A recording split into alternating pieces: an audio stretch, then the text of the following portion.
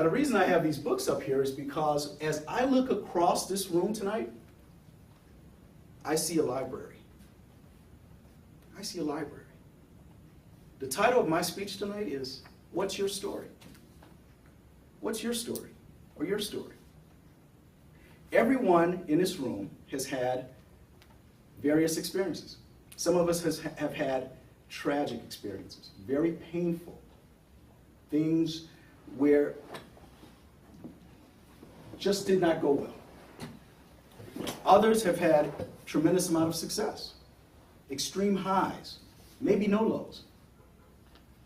But I'm guessing the majority of us in this room have experienced the very highs and the very lows.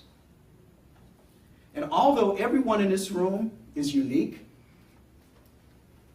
but we need to kind of break it down and say, how are we unique? We're not unique based upon our experiences, if you think about it. There are other people in this world who've experienced the same things you have.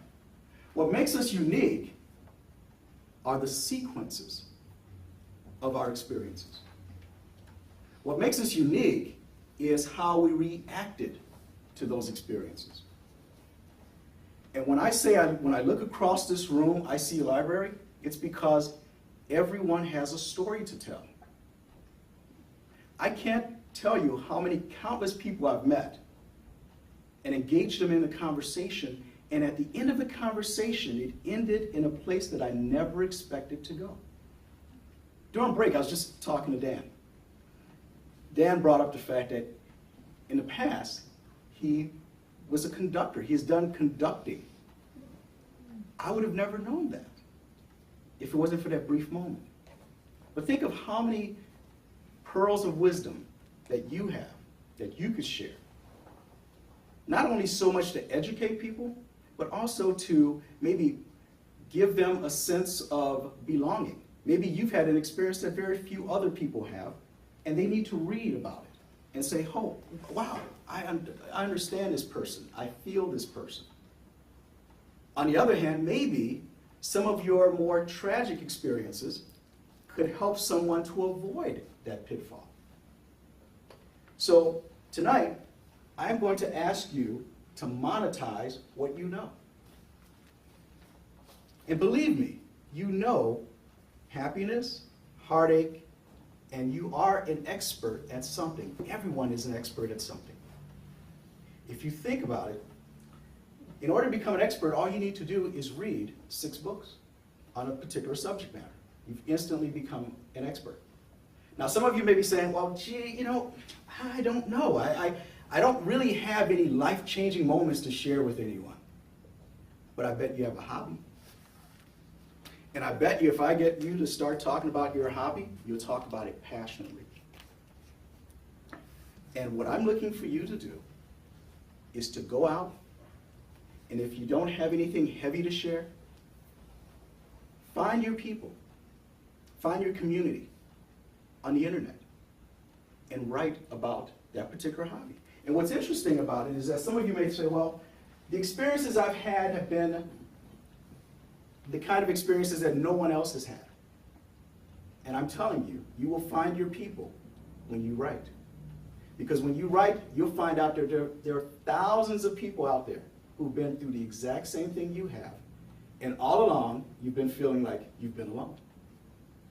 So with that, I say, whether your passion is cooking,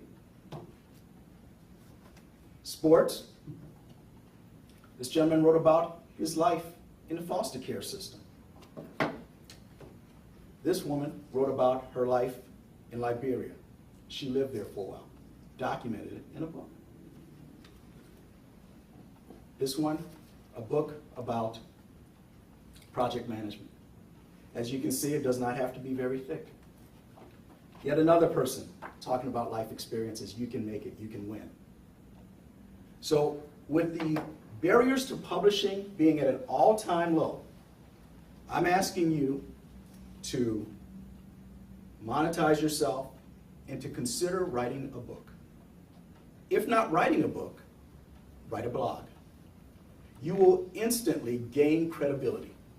Your credibility factor will go up by 1,000,000%. just by writing a book.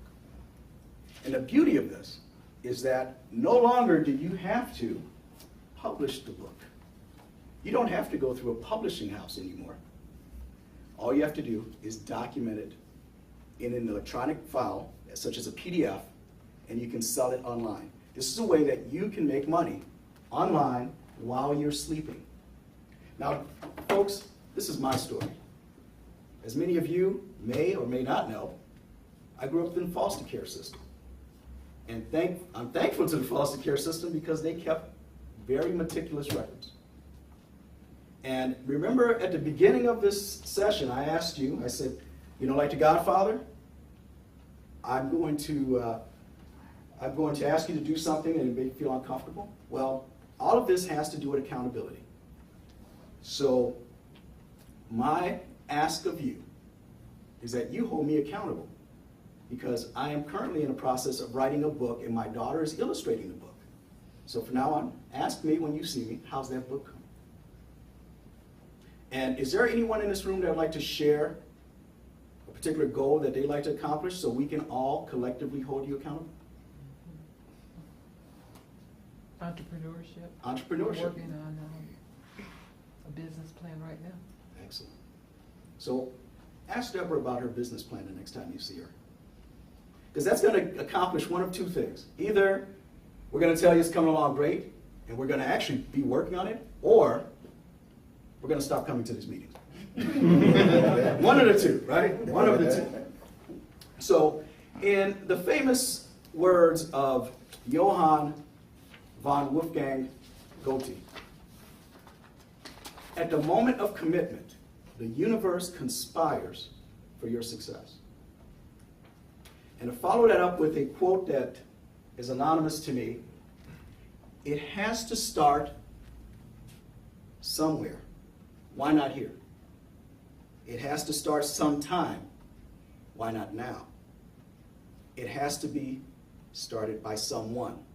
Why not you? And with that, I thank you for listening to my ramblings. And once again, I ask you to consider monetizing yourself